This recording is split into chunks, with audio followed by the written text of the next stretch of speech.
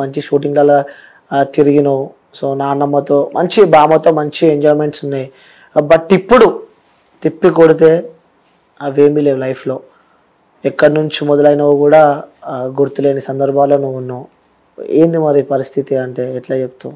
ఇవన్నీ ఆన్సర్లు చెప్పాలంటే ఇప్పుడు ఏం లేదు, ఆరో మార్కే. ఎందుకలా? నేను చెప్పే పొజిషన్లో ఉన్నానంటే ఎదురుగా నాకు చేసేటోడు ఉండాలి, కానీ అది నేను చెప్పలేను. ఇప్పుడు నేను చెప్పినా కూడా చూస్తారేమో కానీ బాధ తీర్చరు అని చెప్పి అంతే. అందుకే నేను చెప్పుకోను. ఓకే. సో, ఫోన్ ఉందా రవి నీకు? ఫోన్ లేదు, వాడాను కూడా. స్టార్టింగ్ నుంచి ఫోన్ లేదా అసలు? ఉండేది, కానీ ఫోన్ ఉంటే ఇంకా చాలా ఇదైపోద్ది నాకు. ఎవడెవడో ఫోన్ చేస్తారు, ఇక్కడ రా ఇక్కడ రా అక్కడ రా, ఈ పనికి రా ఈ పనికి రా అని.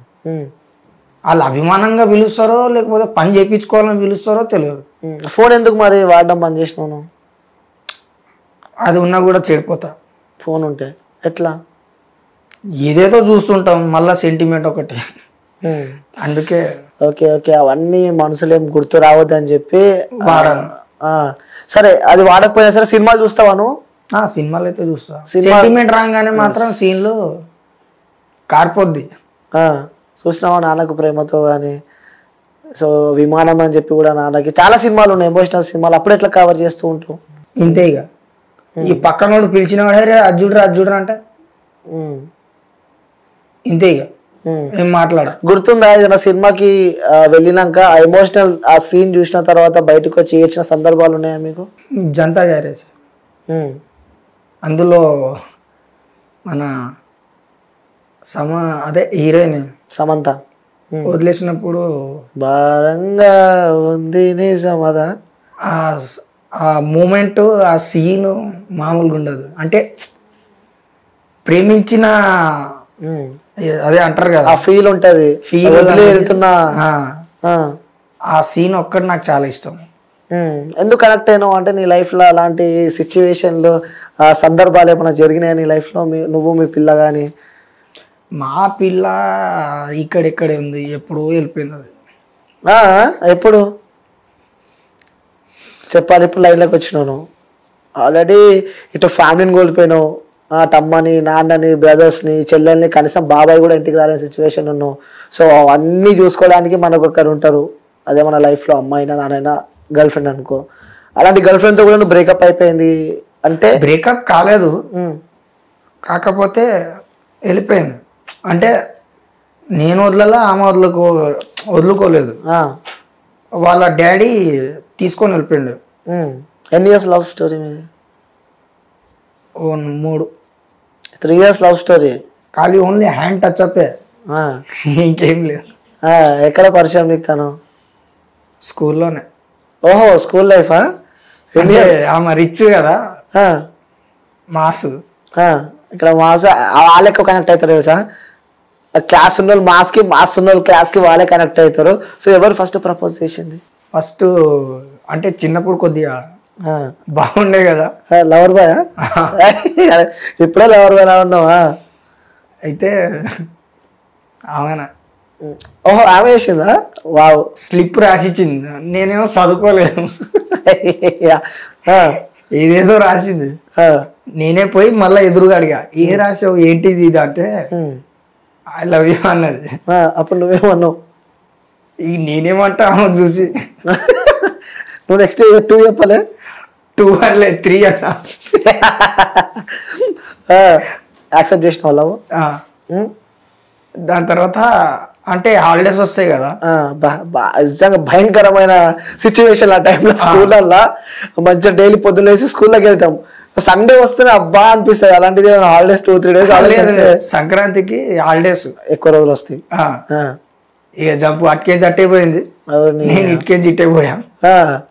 సంక్రాంతికి ఆమె వెళ్ళిపోయింది. నాకు అడిగితే దరిద్రమైనది రోజు ఏదంటే సంక్రాంతి పండుగే నాకు. చాలా మంది అంటారు కూడా, అరే ఏ వర్కులు దొరకవు ఏముండవు, ఏం సంక్రాంతి రా బాబు అని. ఓకే, అప్పుడు నువ్వు అందరితో కలిసి ఉన్నావా? ఈ అమ్మాయితో రిలేషన్ ఉన్నప్పుడు అందరితో కలిసి ఉన్నావు? అమ్మాయితో ప్రేమలు ఉన్నప్పుడు ఓకే, అమ్మాయితో విడిపోయినాక కూడా అందరితో కలిసి ఉన్నావా అప్పుడు? లేదు. నిజం చెప్పు, హార్ట్ఫుల్గా చెప్పాలి. అందరికీ దూరంగా ఉన్నావు ఫస్ట్ నేను చెప్పినట్టే, కనీసం అన్నీ అమ్మాయి అనుకున్నావు. ఆ అమ్మాయి దూరం అయినప్పుడు అసలు ఎలా ఉండే నీ ఫీల్? ఆ రోజు నీకుండే మొత్తం గట్టిగా అంటే మా బాబాయ్కి ఫోన్ చేసేది, నేను నంబర్ ఇచ్చా. ఓ 2 రోజులు ఫోన్ చేసింది. తర్వాత నేను ఫోన్ చేస్తే పోట్లేదు. ఏంటి ఇది పోట్లేదు అనుకున్నా. తర్వాత అర్థమైంది ఇది అవుట్ ఆఫ్ అని. ఏంటి మనం చేస్తే పోట్లేదు, ఆమె చేస్తే వస్తుంది అని చెప్పేసి. అంటే నాకు అంత తెలియదు కదా. ఆమె వాట్సాప్ లో చేస్తుంది, నేనేమో నార్మల్ గా చేస్తున్నా, అది పోట్లేదు. ఓహో, నార్మల్ గా కలుస్తలేదు, వాట్సాప్ తను చేస్తుంది కాల్. ఏంటిది అనుకున్నా, ఇట్లా ఇబ్బంది అని చెప్పి బాధపడ్డావు అమ్మాయి దూరం అయినాక. ఇప్పుడు ఎక్కడుందో ఏంటో తెలియదు. గుర్తొస్తూ ఉంటుందా? గుర్తంటే ఇప్పుడు మా రవితేజ అన్న లెక్క, ఇప్పుడు నా ఆటోగ్రాఫ్ లెక్క, సినిమా క్యారెక్టర్ లెక్క పోతుంది. ఇక ఆ పాట గుర్తుకొస్తున్నాయి అన్నట్టుగా. ఒకసారి ఆ పాట పాడవా? అంతగా నాకు రాదు. అంటే ఆ సినిమాలో ఆ బిట్టు నాకు చాలా ఇష్టం. అన్ని స్కూల్ దిగి మొత్తం చూపిస్తారు కదా, చాలా బాగుంటుంది. ఓకే సరే, ఇప్పుడు ఆ అమ్మాయి దూరం అయిపోయింది కాబట్టి ఇదే వీడియో ఆ అమ్మాయి చూస్తే, సో ఇదే మీ గర్ల్ ఫ్రెండ్ చూస్తే తనకు చెప్పాలంటే ఏం చెప్తావు?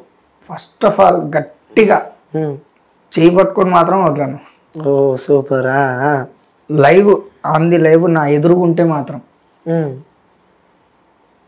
చేయి మాత్రం విడిచాను. గట్టిగా పట్టుకొని ఉంటావు అనమాట అమ్మాయికి. ఏం చెప్తావు అమ్మాయికి మరి? ఫస్ట్ ఆఫ్ ఆల్ ఒకటి కొడతా, అంతే. కొడతావా? ఎందుకు? ప్రేమ. ఓహో, దెబ్బలున్న కానీ ప్రేమలు ఉంటాయి అంటారు కదా.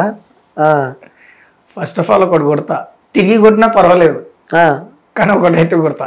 ఆ ప్రేమ అయితే ఉంటుంది అంటావు. ఎందుకు నాకు అంత దూరం వెళ్ళామని. ఎలాగో నువ్వు మాట్లాడుతుంటే ఎందుకు కళ్ళ నుంచి వాటర్ వస్తున్నాయి? అదో ఆనందం చెప్తున్నా కాబట్టి. ఆ అమ్మాయి నీకు బ్రేకప్ అని కూడా చెప్పలేదు, సో సడన్ గా తను వెళ్ళిపోయింది. మేబీ ఏ క్షణమైనా తిరిగి రావచ్చు. వచ్చినప్పుడు నా రోజు నీకు బ్రేకప్ చెప్పకుండా నేను పోయినా అని కూడా అనొచ్చు.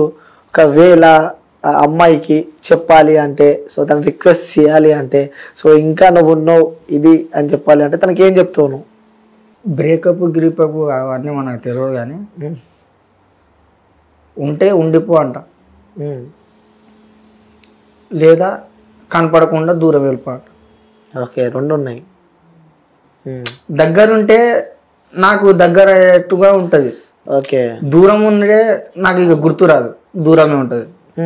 సో దూరమే ఉండవు అంట నేను.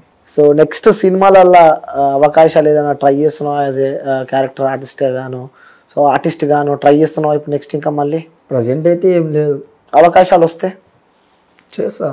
Okay, so part 2 second life మళ్ళీ స్టార్ట్ చేయబోతున్నావు, మళ్ళీ సినిమాలకి వెళ్ళాలని చెప్పి అనుకుంటున్నావు.